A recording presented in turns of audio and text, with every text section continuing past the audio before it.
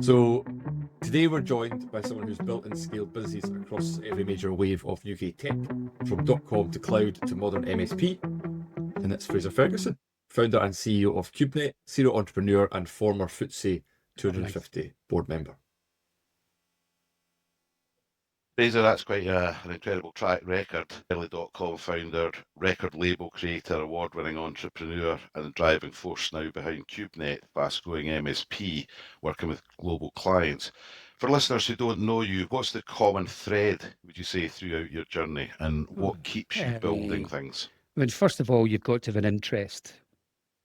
And, I was lucky, I guess, when my first job was with Digital Equipment, the computer manufacturer, who at that time were the second biggest computer manufacturer on the planet.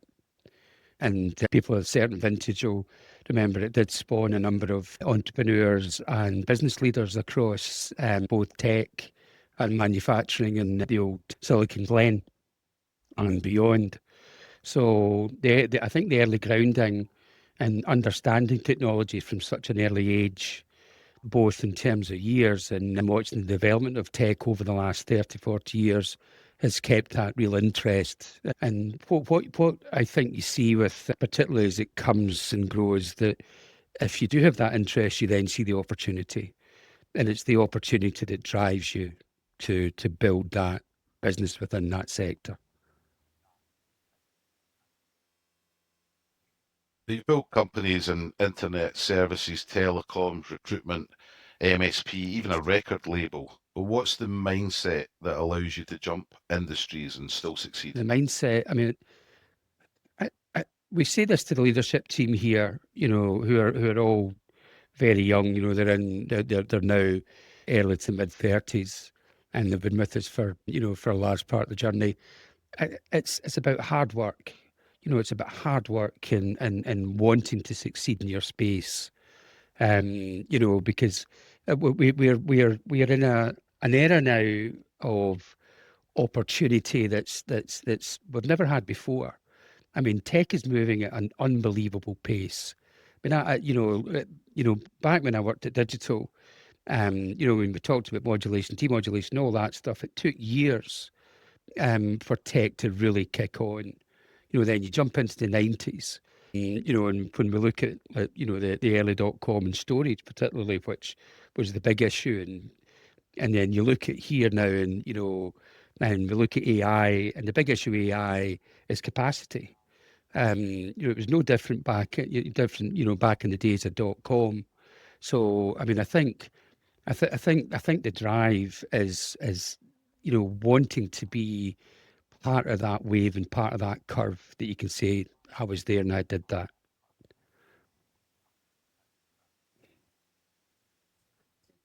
What about taking us back then to Ecosi IT, which is one of Scotland's first? Do you know that was a realistic great internet business. companies? It was a great business, and I set that up with an ex-colleague of mine at Digital who had moved into what was called channel sales with Digital within the OEM sector. And we saw an opportunity for a business out of Scotland to initially push tin, which was, the DEC 1104s and all that kind of stuff. And it was just about 1994 when email happened. And I remember email's been here since the 70s. It wasn't a new thing, but it was only like we used it at Digital. It wasn't called email, but we used it at Digital. So in 1994, I was asked by Scottish Enterprise to do a roadshow for them to talk about email. So it was myself and a guy called Jim Hamill, Dr. Hamill, who was head of marketing at Strathclyde Uni at the time. And he had a small internet business, and we joined forces to do this roadshow for Scottish Enterprise. And what it was about, it was all the major cities in Scotland. And I mean, the attendees, it was in the hundreds, particularly in Glasgow. And we were talking about the benefits of email and the adoption of email. And the first question we asked was, hands up anybody that's using email. And maybe about 4 or 5 hands went up. And we thought, oh, hello, here's an opportunity. So we looked at the market and we kind of explored it over a year. And then we set Ecos IT up. myself and Robert. And it was a great business for 5-6 years. And we moved into the internet. We were one of the first companies to do almost live streaming. So if you look at Tate and Lyle, who every quarter they would announce the results. And we won a contract with them to deliver their results online. And that was 1999, and which meant that they gave us the results at 11 o'clock p.m. And our guys worked through the night to build the platform to then launch it in the morning. We couldn't tell how many people actually looked at it because it was, there wasn't the kind of stats and all that kind of stuff. But that was, that was the opportunity. And so across IT were two things. It was tin and it was internet services. But the other thing they tried to do was storage. So Skolocate had opened. I can't remember the guy now, but it's an Australian guy. And I think it was RBS pulled the plug on them just at the time when storage was going to take off. It was brutally expensive because you couldn't get internet circuits cheaply. I mean, it was to come in, and that's what really kind of killed the initial Skolocate, and ultimately I think put the market back quite a bit. The dot-com market, we can talk about the dot-com bubble and all that kind of stuff, but it was a great opportunity, and one where I wish I had stuck with it because it was a hugely profitable business. I mean, interestingly, in 1999, Sunday Times did a piece on Britain's top internet millionaires, right? And nobody was an internet millionaire, but what they did, they took your last year's accounts, which I think in memory, it cost ITs were 400k EBITDA, which was great in 1998. And then they took the sale of KFJ, and then I had some different properties and different things. And I think memory, I was worth 18 million pounds back in 1998. And and I've lost the article, but I always keep on sort of trying to get the article. You're thinking that's how mad the dot-com period was. I mean, there was a business. Be careful what I say here, but there's a business that sold to a stock market listed company for a huge amount of money based on smoke and mirrors. And a year later, they they had to bin it. So that was a great opportunity, but I guess it's like everything when you're early. Try not to be first. I think Did you have a partner I at was home married. at that time, Fraser? Three, So did your wife suddenly say, "Hang on, where's all and this then money?" divorced me. And yeah, yeah, with three young kids under 5. So yeah, it was a great time. So KFJ Resourcing, you built into We Scotland's did, third yeah, biggest recruitment business and sold for yeah. touching 5 million. What did you experience, or what did that experience teach you about Oh, scaling and exiting? I mean, it was myself and a guy called Piers Kinlock who I saw recently actually at a wedding. He lives in Australia, but he was over for the wedding. I mean, you come from a recruitment background. Back then, I mean, recruitment was a 70, 80, 90 hours a week job. It wasn't a 9 to 5 because you were entertaining, you were phoning candidates at 8 o'clock at night. I mean, we grew that business. I think at the end we had 110 employees, 4 locations. In fact, Julie Ingalls, my co-director here, she worked for me. She ran a branch. So Julie and I have worked with each other now near on, what's that, 25 years. So what it taught me was that, yeah, because we were all very young, and it was it's really a sales engine. The recruitment was a sales engine. But what it taught me was that see your really good billers, you had to really love them. And the ones that weren't great billers, you actually had to sit with them on the floor and work with them for a couple of weeks to try and develop them, and then you could decide whether they were going to be a resource or they were going to really be a recruitment consultant. And I think we were one of the first to use that model of resourcers and big billers, and it worked for us. And the relationship not only with the people that work for you, but your clients is hugely important. Do you know that we have clients today that were clients of ours at KFG? And I think that's based on trust, isn't it?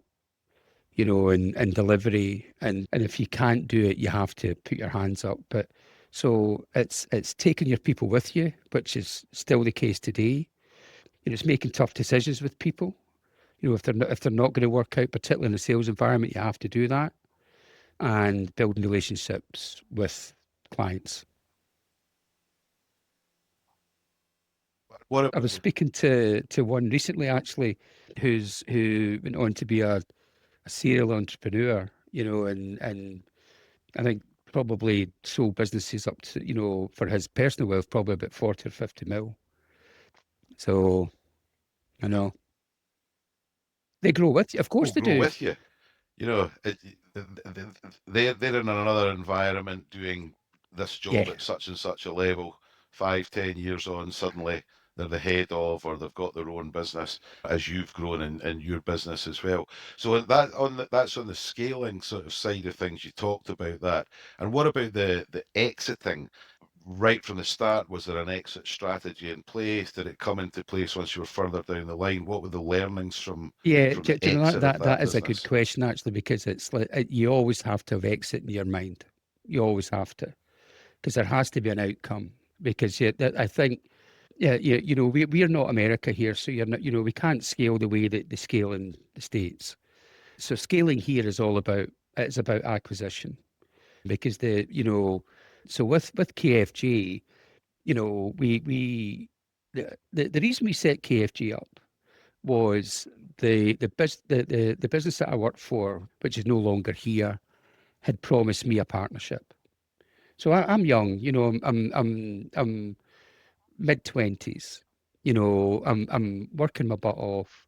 I was a great biller. I'd built different departments for them.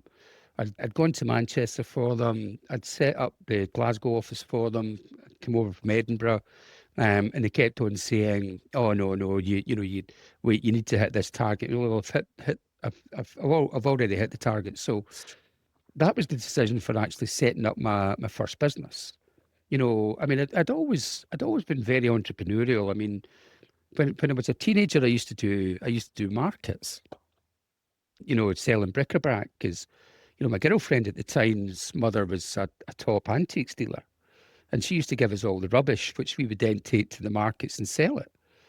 So you always had that drive in you, and it's so when we set KFG up, I remember saying to Piers and Eileen Johnston, who worked for me in AEA, look, I'm going to set my own business. You up for it? And they said, yeah.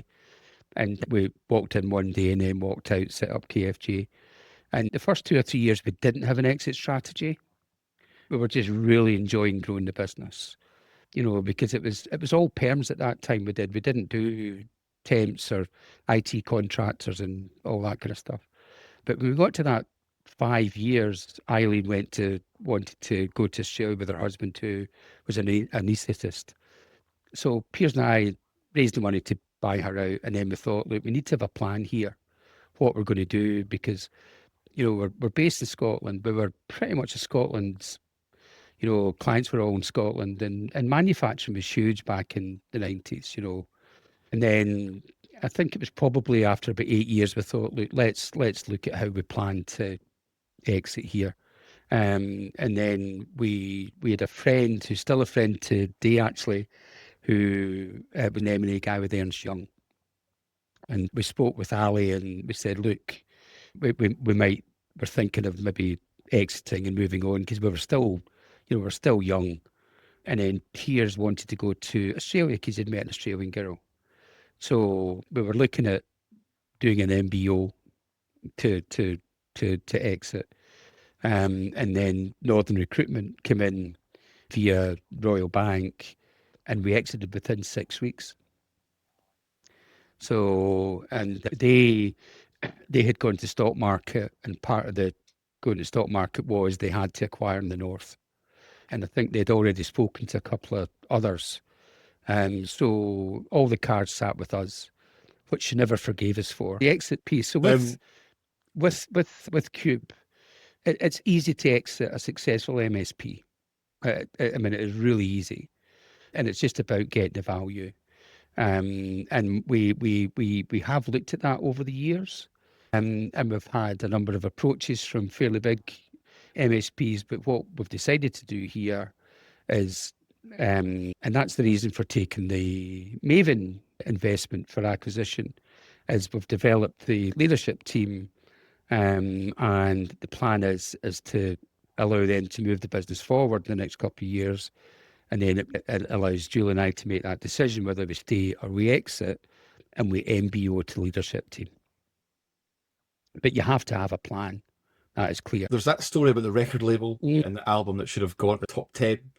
What did that moment teach you about time and hype and staying grounded? Tula Records. I mean, so it was all because you're young and you're full of energy. So I had in fact, they're still all my pals today, and we still meet regularly. A lot of bands, because the 90s in Glasgow was fantastic. There used to be a bands league for five-a-sides, and there was a real community. And I used to do merchandise on the side for some bands, which I did up to about 10 years ago, and it just became too difficult as you get older. So a band called KMO, Kevin McDermott Orchestra, who had a fantastic, you may or may not be worth researching them, but they were signed to Island Records. And their debut album, Mother Nature's Kitchen, was fantastic. It's still a great record. And Kev's still a pal. So they had been dropped by Island because Island had been acquired. I can't remember who acquired Island. It might have been Virgin, I don't know. So, and obviously I'm making really good money, still got tons of energy. And we set up Tula to specifically bring out an album with KMO, which we did for those in peril. And we did a big production on it, all that kind of stuff. And Andy Lown, who was the head of Tower Records Europe, Andy was a good friend, and because he used to run Tower Records in Glasgow. And this is the mistake we made. We decided to distribute it through Tower Records. And unbeknown to us, we didn't look at the small print. It ceased to become an independent label when you distribute through the big guys. So in the first 3 weeks, 4 weeks, we sold enough records to be top of the indie charts and come into for a record of that type in the top 10. And indie charts wouldn't put us in because we distributed through Tower Records. So if they had, then you had, obviously Melody Maker Sounds, that we would have been all over the place, all over the press, and we would have sold tons more. And that was the big mistake we made. So, but we continued to bring records out, and we continued to put through to our records, but it was just a great 3 or 4 years. But interestingly, we had it cost IT at the time, and a big market for KMO was Japan.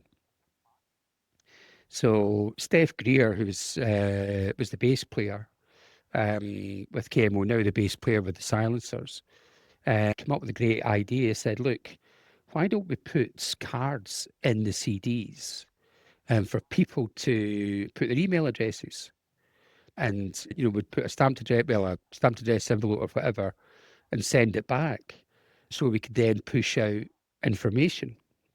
So we did that. But as Steph said, he said, and we had a portal we'd set this fantastic internet page up.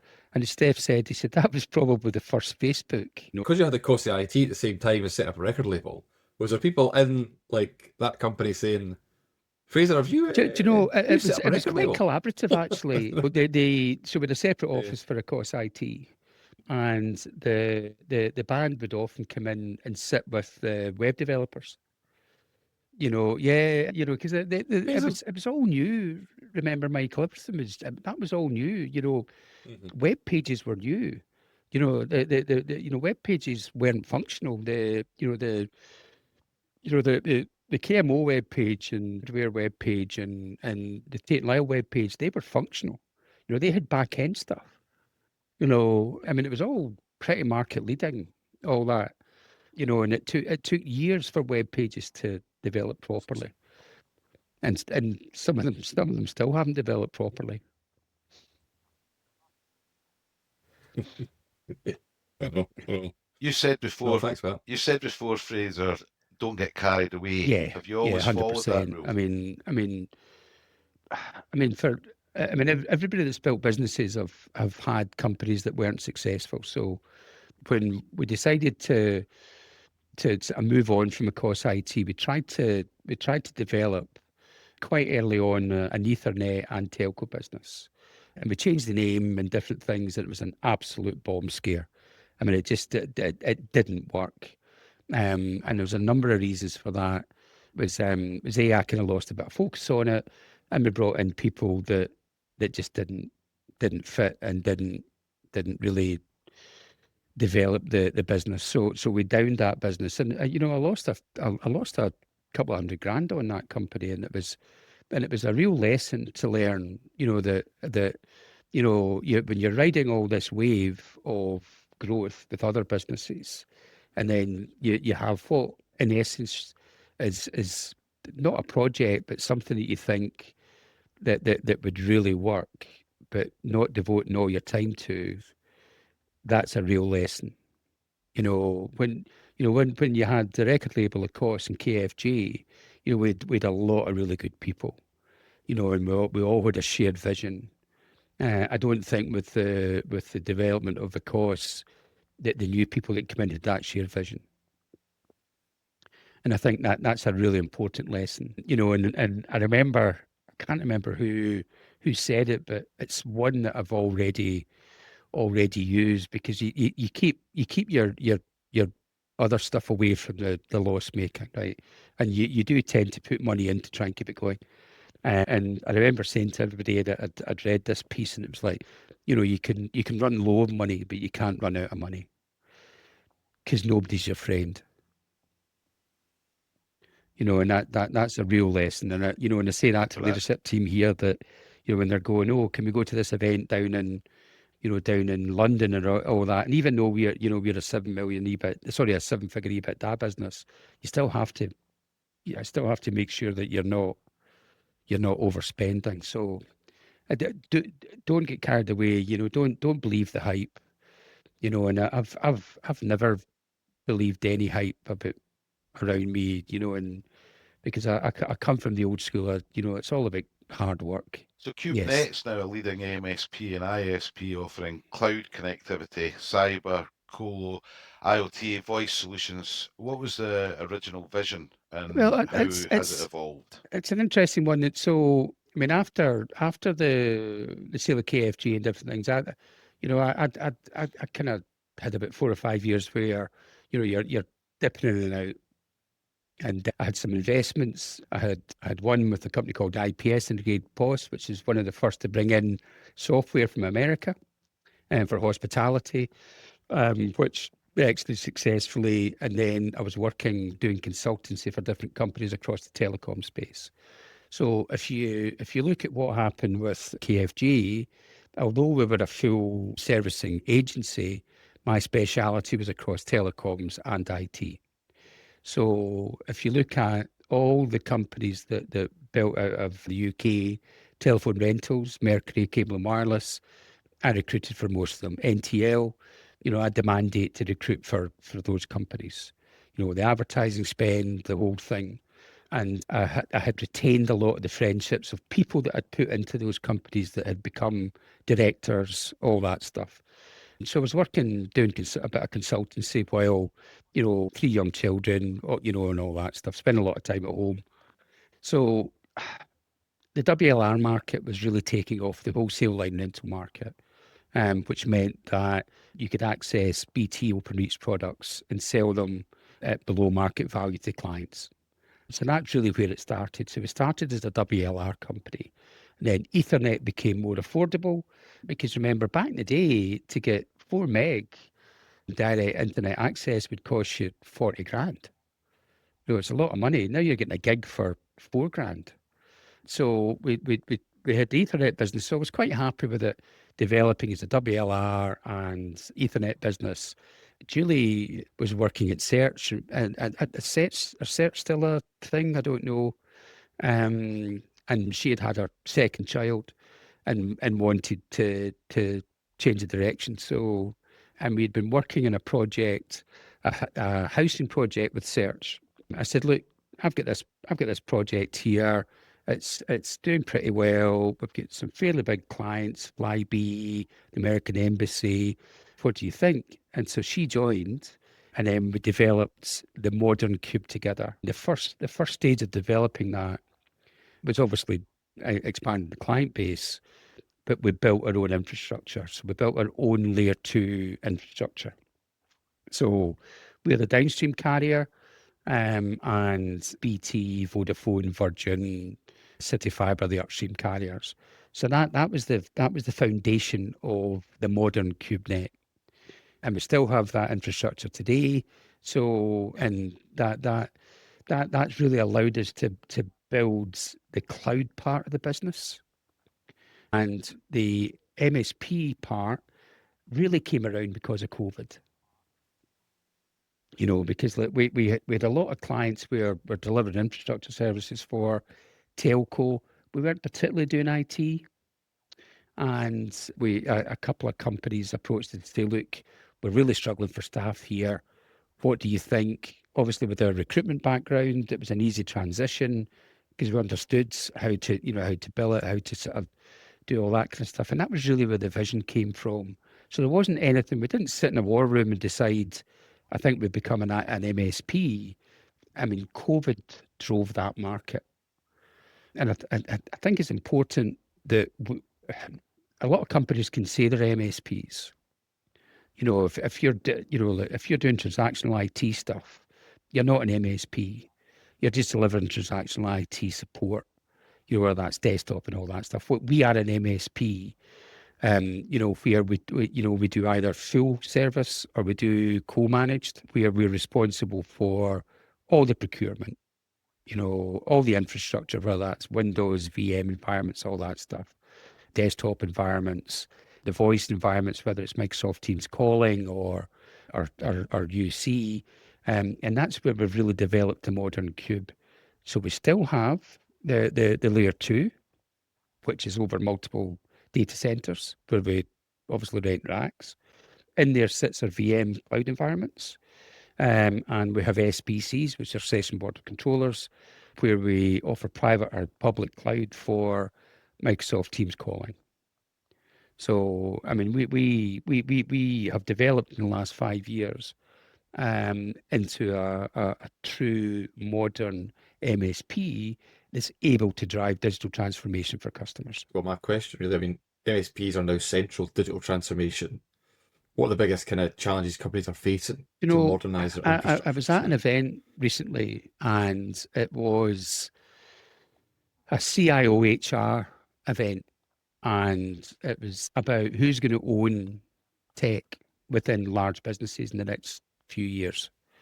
Because remember, digital transformation, companies struggle to decide whether it's sat with, is digital transformation a marketing function or is it a tech function? And it's most certainly a tech function. But the next battle for digital transformation, going by this event that I was at, is it who owns it? And I believe that CIO should own it, or the CTO should own it.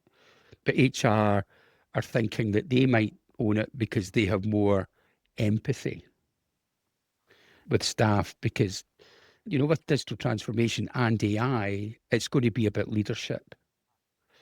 So you can't do digital transformation and AI from the bottom up. It has to come from the top down, because people fear things like digital transformation and AI.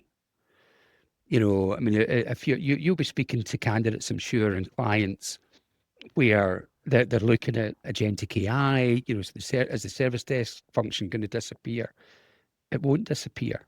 It will change. Infrastructure guys, will that change? They'll develop into something else and they will use AI tools.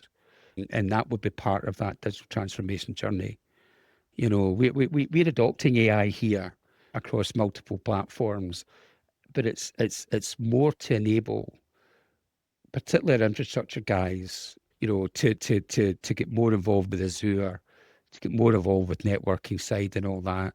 So the messaging has to be around leadership within digital transformation and AI, and MSPs play a huge part of that. Vendor accredited across Cisco, Datto, Microsoft, Fortinet, VMware, Sophos.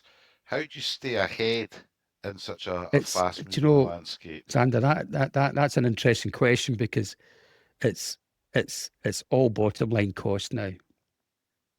So it's all driven by accreds and spend. So if you look at Microsoft, they're changing the rules again. So it used to be about accreds. Now it's about new logo wins and accreds. Cisco, I mean, all our infrastructure is Cisco, but they're moving towards subscription-based products. VMware, they've changed the rules again. It's that your spend has to be in the millions. So it's less about accreds. You still have to do the school. So how do you stay ahead? You stay ahead by having to spend money and encouraging your team to do the accreds, because you still have to have the accreds.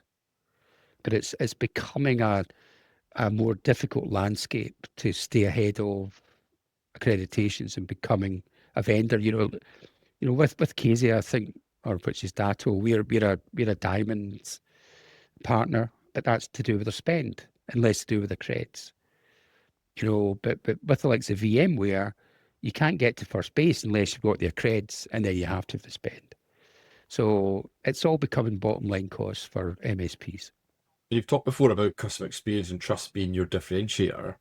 How do you build that into an industry where a lot of providers kind of look the same on paper? If you look at our MSP business in particular, so we split the business really into two. So we have our MSP, so we keep that separate from our voice business. I mean, we think we are probably the biggest voice provider in Scotland, across unified communications and Microsoft Teams calling.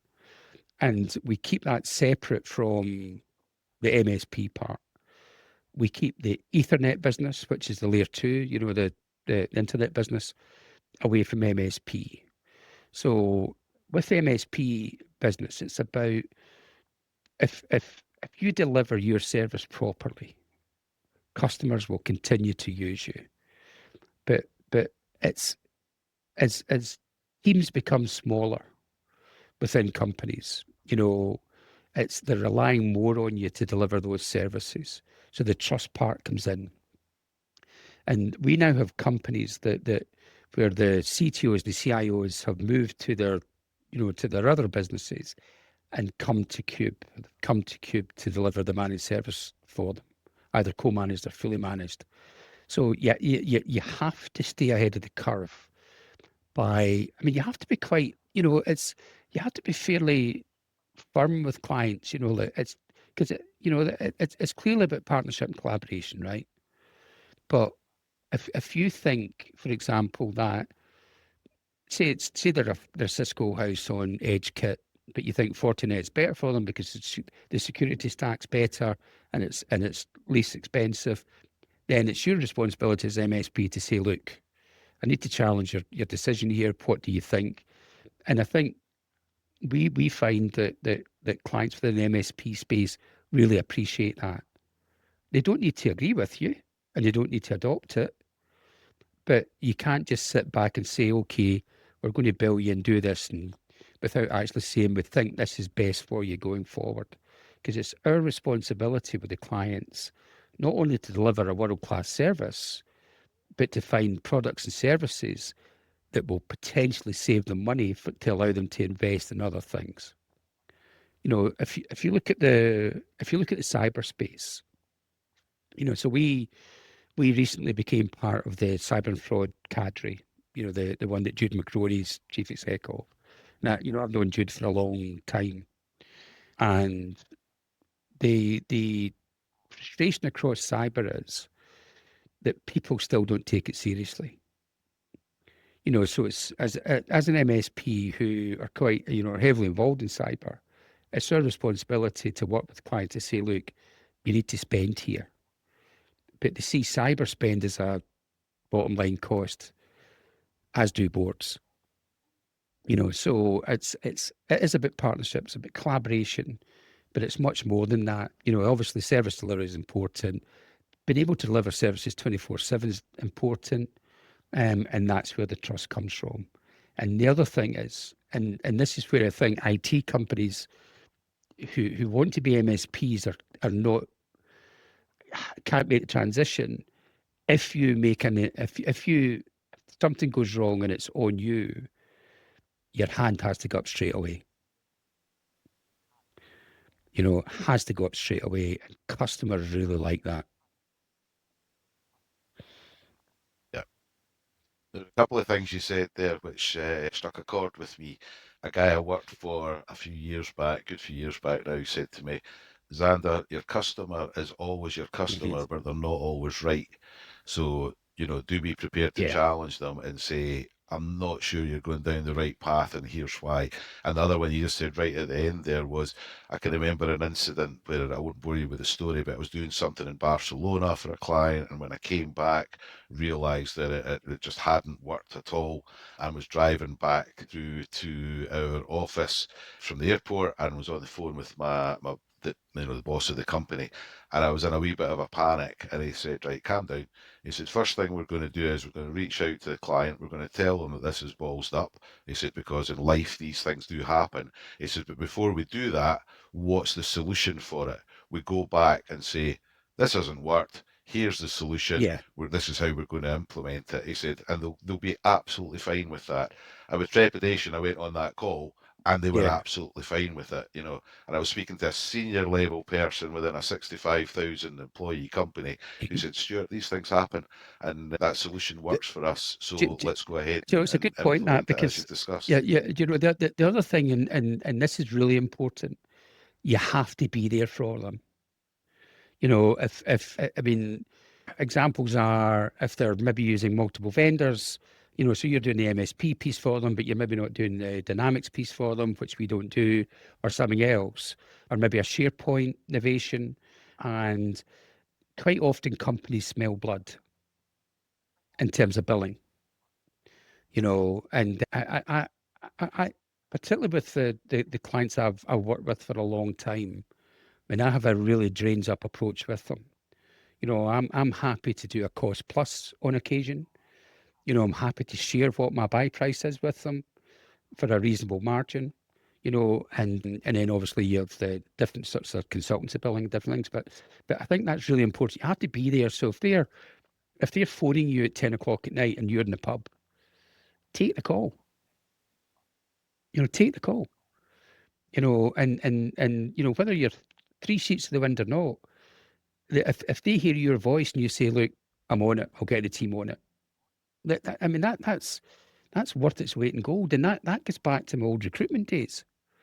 Where you were at the beck and call of your clients. And I've always worked like that. And that it's interesting as young people come through, they and the work-life balance, which is a really important thing.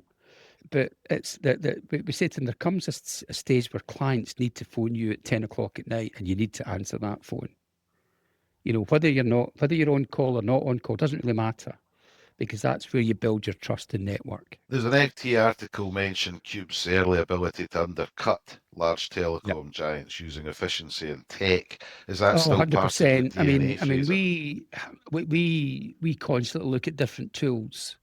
So, as an MSP, you've got the big public sector ones like computer center, all that kind of stuff. That we don't play in that market. So we're the small to mid market. And if we can, we've recently onboarded a product called Logic Monitor, which is an AI networking tool, which is fantastic. It's expensive, but I'll tell you what, it gives the clients a real edge because we can now monitor every single piece of their network, whether we manage it or not. And that gives you a real edge because for two reasons, it gives you an edge. Reduces time for your engineers because you're getting real-time alerts and real-time AI fixes. So we are looking at tools which can give us a real jumpstart in the market ahead of competitors, because we invest heavily in tech, and we're going to be investing heavily in AI over the next couple of years, because that absolutely gives you an edge. And it also, it also reduces the time your engineers spend on low grade incidents. So it means that they're not constantly looking at alerts and all that kind of stuff. So 100% that we have tools that allows us to be more than competitive than other companies. Because going back to the old WLR days with with telco, I mean, we could undercut BT, for example, by as much as 60%. And it's when you look at pricing now. I mean, obviously, wholesale line rental, the analog lines are all getting switched off in the next 12 months. And BT are putting their prices up, believe it or not, by 100% over the next 12 months, over in 4 tranches, to push people away from that. And that gives you great opportunity as well. Thanks for that. You're totally right what you're saying about the AI stuff, and your engineers are it's like augmenting them. It's kind of making them having the ability to kind of look at things that are more senior or more experienced, Michael, and the projects, AI stuff, professional services, take the bottom line stuff. So I mean, if you look at a lot of projects and professional services, we have, they're planned maybe 3, 4, 5 months ahead. But now because of AI, we can bring them forward now. And that's great for us in terms of billing and revenue, but it's also good for the client. So this is section C, scale, leadership and acquisition strategy. So you've sat on FTSE 250 boards, you've run companies for rapid scaling. What leadership lessons stand out across those environments for you, Fraser? I go back to the first ever board meeting I had on the FTSE 250 company. So I was asked to do a report. So I was Managing Director Scotland. So I did a full detailed report, spent a good week on it. There was no Google really, and there was no template. So it was all about bottom line stuff and growth and everything. So I went to my first board meeting, and this is a lesson that I've learned and want to adopt. So the chair of the business was the chair of Persimmon Homes, and the non-exec director was I think he was the HR director for Northern Foods. So a big business, 2 big businesses. So I'm young, I'm young, and I had a real appetite for this. I was like, I couldn't wait, because I thought, Christ, who at my age gets the chance to sit in a FTSE board? And it was back in the days of the shirt and tie, the suits, and I wish they would come back. Actually, maybe not the ties, but I still wear when I go out to see clients. I still dress up. Yeah. So they took me into a back room, and they said, and I remember it clear as day. And they said, there's 3 types of people that we acquire. They said, I said, And they said the one that acquire and don't work with us and push against us. The other one is we acquire and they're just seeing out the time. And the other one they acquire and they fully work with us and fully behind us and push forward together. Which one are you? I mean, you're talking about loaded questions 5 minutes before a board meeting, and it's that's positioning, right? That's positioning the board. So I mean that's a lesson that I've brought with me in every single role I've used, that when you have good people, the questions you ask them have to be the right questions to allow them to develop. Because we are working in an era of a completely different mindset with people. Where it's 9 to 5 quite often, and we have to. I think we have to adapt to that as business leaders. That we can't, but we can't ask everybody to do the 50, 60 hours a week that we used to do and still do, incidentally. And it's choose your battles and choose the right people to lead your teams and lead the business going forward. Because without that, you cannot scale, because it's going to be left to you and your co-directors to do that. What about acquisition strategy and expanding KubeNet across the UK? What makes a good business acquisition target? We acquired 2 businesses in 2025, and one ISN Solutions, who are a managed service provider based out of Aberdeen but cover the whole of the UK. That was a strategic purchase for us. That was a strategic acquisition to expand our MSP base. So that added, I think, about 24, 25 real MSP accounts. So that was for growth. Okay. And as part of that acquisition, there's, particularly within their leadership team, there's some real diamonds who have now integrated fully in with our leadership team. So that's been a real win-win for us. The other one was more an acquisition of a base. And so we bought customers across the internet, voice and broadband space, mainly across Northeast, Aberdeen down into Dundee and about the Central Belt. So the next acquisition for us will all be about culture. So the first 2 was all about growth, and the next one will be about fit and culture, because you're going to grow by acquisition anyway. Because I mean you'll speak to clients that find organic growth really difficult, new business growth really difficult. I mean, I think we grew at 11% last year, new logo wins. Now, 10 years ago, you're growing by 30% a year on new logo wins. So the next acquisition is clearly about growth for us, but importantly, culture. And I'll tell you why. As we move into that era of AI and the real cloud adoption, because not everybody's still adopting cloud. Subscriptions are really expensive for a lot of customers. And so if you're buying a voice license, you're buying a Microsoft license, you're buying a RMM license, all that stuff, suddenly you're at $50 a month per head.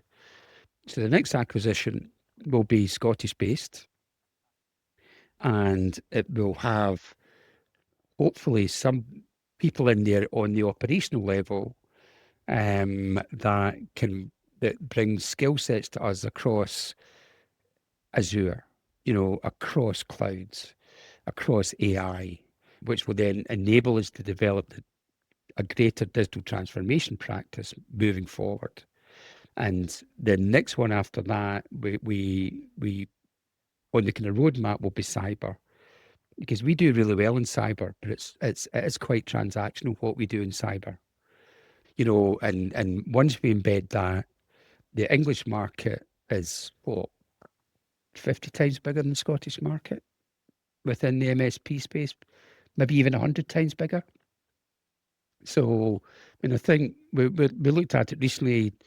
7% of our revenue comes from England. It's not enough, so we want to push into England and acquire an MSP, and it will be an MSP. It won't be within the internet or telco space. It'll be the MSP space, because there is no doubt that we operate in what's called the channel. So we're the channel market, which is a £1 billion business. And something like, I mean, I'll actually send you the stats, but something like 60% of MSPs aren't profitable. That's across Europe. That's not just the UK. They find it really difficult to make money. Where if so as we grow and we acquire more, it is the push into England, because the MSP, English-based MSPs, as you probably aware, have been buying up a lot of MSPs in Scotland, but no, integrating them properly, which means they're failing. They're failing out of Scotland. Where, we've integrated a couple of businesses now within a year. They're profitable for us. We'll do another one, possibly a cyber one in Scotland, but the cyber one might be based down south. So so for us, they have to be profitable.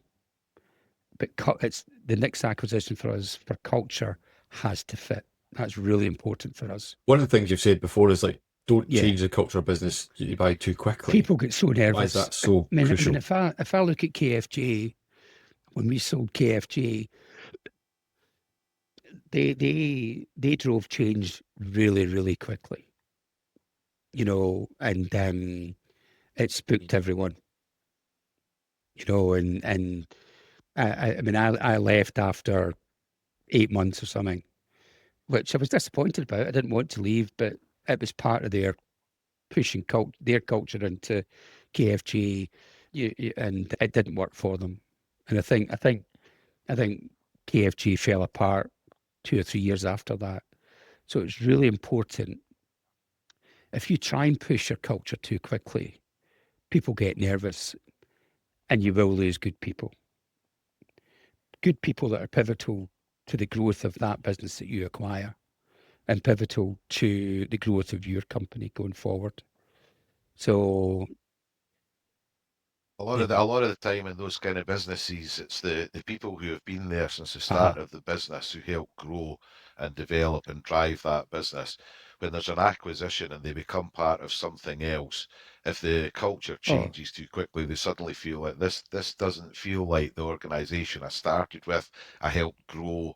It feels like something else. I don't feel I've got the same position, and I don't feel valued now. They do. End up leaving, culture is really difficult at the moment to grow culture, and COVID is a big part to play in that. You don't see colleagues and teams going out on a Thursday night or Friday night for a pint anymore. And when all through my working career, that was part and parcel of building your network and building your chums. I'm talking about work chums here, who become friends. So building a culture is incredibly difficult. And a lot of that's down to the fact that young people don't want to go out for pints anymore. They've got, they like the gym, or they like gaming. They leave one screen, they go home and they're straight on another screen. So we work really hard here to try and build culture, and with some things that have gone spectacularly wrong, and things that have really, really worked. So the things that would really, really work, we want to just take those tiny steps when you acquire, to introduce that to the businesses that you're buying. For example, the ISN business, everybody worked from home. And so the engineers in London, engineers in Manchester, Aberdeen, and Edinburgh. They'd never met each other. They'd only met each other on Teams. So it's really difficult to build a culture there, isn't it? So suddenly when you're saying, like Cube are now, you're now part of the Cube team. It's quite, they're going, oh, what does that mean for us? Does it mean because we've got an office in Aberdeen, so does it mean that the Aberdeen engineers from ISN have to get into the office? Not every day, but yes. So culture is really, really important, but it's also really difficult to build. Infrastructure and talent, and where the industry is heading, and how to prepare for what's next. Let's look at talent first. So if you look at our infrastructure engineers, they have accreditations, but they're really multifaceted, and so we don't say that you're solely going to be an Azure engineer. You're not solely going to be a CCNA. You're not solely going to be a Windows engineer. So the future we think the future of talent within MSP, for example, is going to be multi-skilled people, because that keeps their interest. So that hopefully every day is slightly different from the day before. This transformation is driving how MSPs work and how they look. And clients are now looking at you to deliver more and more services across the spectrum of services that you deliver. I mean, for example, we will never be a Citrix house. So we have a number of large law firms that are clients of ours, but we don't do the Citrix piece for them, and we never will. So, and that's another thing that you have to say to clients: we don't do that. Because that will kill you. It'll kill your relationship. So the future of MSPs are absolutely working in partnership with your clients, because clients, that if you look at the headcount across clients, you'll see this in the market. They're not increasing. They're decreasing, because I don't think tech's ever been loved by financial controllers. And quite a lot of companies with their IT teams or CIOs fall under finance, which is hopefully there's not too many of my CFO clients listen to this, but it's the absolute wrong place for it to sit. It's that IT is like the heart of a company. You know what I mean? It needs to be look, the soul. It used to be three things, right? How you ran a business: property, or an office. Well, people first, office, and then tech. But it was, being able to pick up the phone and make a phone call, send an email, do whatever.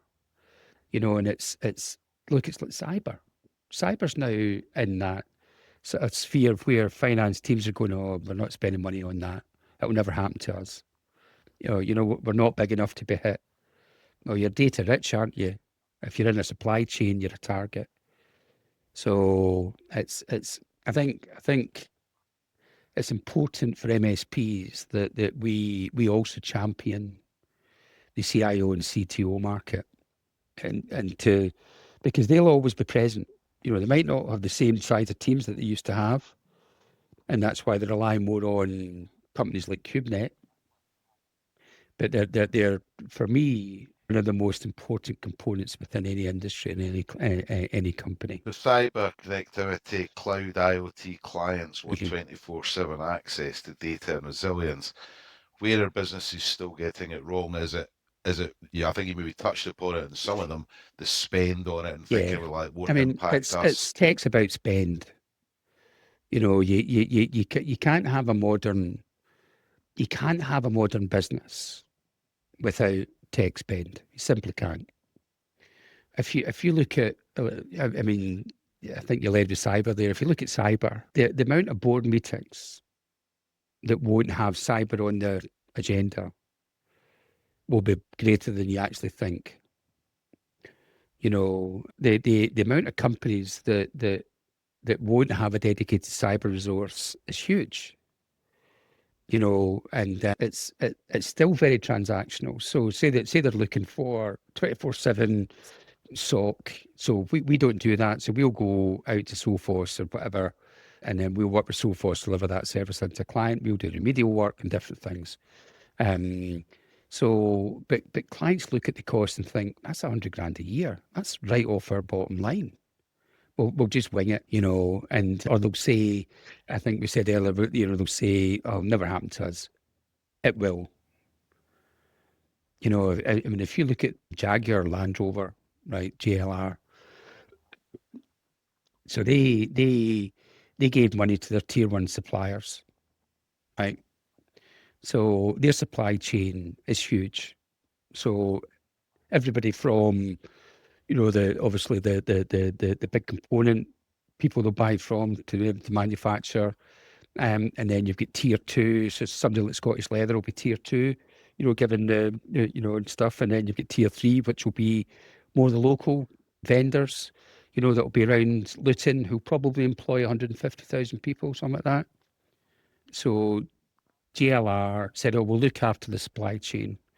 So they gave the money to the tier one vendors, who were supposed to then distribute that to the tier two and tier three, and they didn't.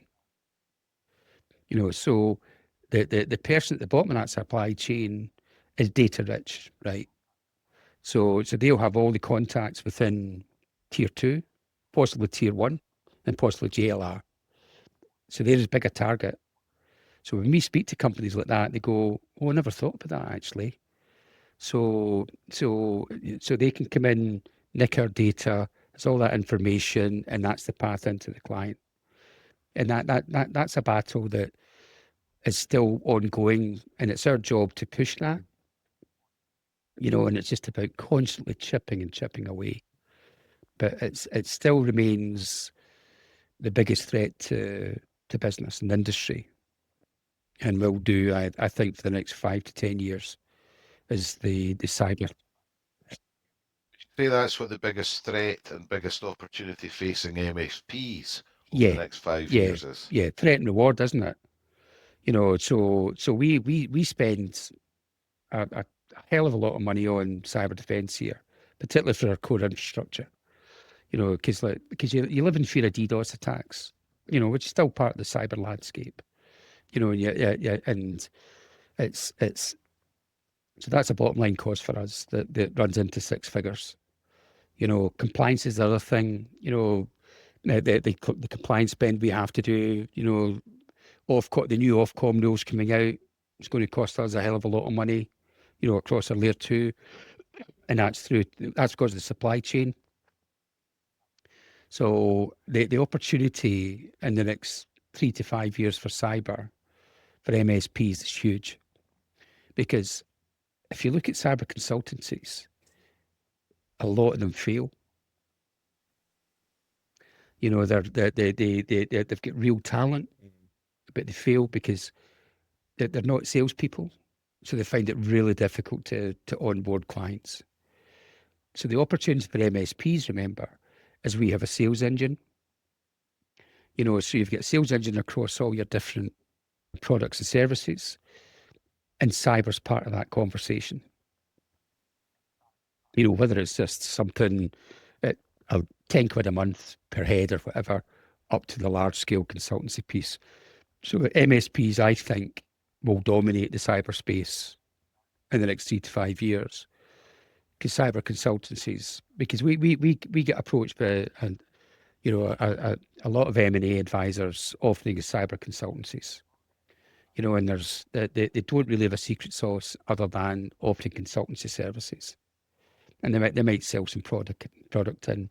So the MSP market, Xander, will dominate, I think, the cyberspace in the next 3 to 5 years. What's one piece of advice for anyone then building a business, leading through change, as a kind of closing takeaway for us? Hard work. Don't give up. And I think the big one is that we live in our sector, in the tech sector, we live in an era of unbelievable change. Don't be afraid to change course. Don't be rigid. If you look at an analogy, if you look at a modern football manager, it's all buzzwords and strict systems, isn't it? And they don't move from those systems, and they fail. Don't be afraid if you're developing a business that's doing reasonably well. Don't be afraid to flip it into different tech and new tech, because we do that and it works. Pleasure, boys. Thank you very much Great for to your talk time. to you. It's been great.